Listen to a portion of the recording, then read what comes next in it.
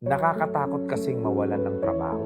Bakit ako susugal sa pagninegosyo? Nakakatakot talaga kung wala kang option, nang wala kang gagawin. Kung mag-stuck ka dyan, mas nakakatakot kasi na dumating sa point na magre-retired ka, magninegosyo ka rin. What if magnegosyo ka na habang bata ka? At least, mag-field ka man, malakas ka pa, makakabangon ka pa. Unlike magninegosyo ka rin, pag retired mo, yung retirement fee mo, ipapasok mo sa negosyo, 99% yan, boss, magpipild ka. Bakit? Sa negosyo, kailangan mo ng experience. Wala akong kilala nagnegosyo na isang tayo pa lang pumutok agad. O nagka-resulta, kung meron man maliit na percentage siguro sa buong mundo. Ang number one dyan, dapat kaalaman, learnings, and experience pag pumutok ka. Kaya kung nandiyan ka pa, stuck ka pa sa magiging empleyado, pwede ka naman mag-empleyado muna, then mag-side hustle ka ng negosyo. At ang malupit dyan, ay habang nag-empleyado ka, kumikita ka sa side hustle mong negosyo, kung yung side hustle mo lumaki versus doon sa kinikita mo bilang empleyado, that's the sign, mag-resign ka, mag-full time ka na sa negosyo. Yun ang tama.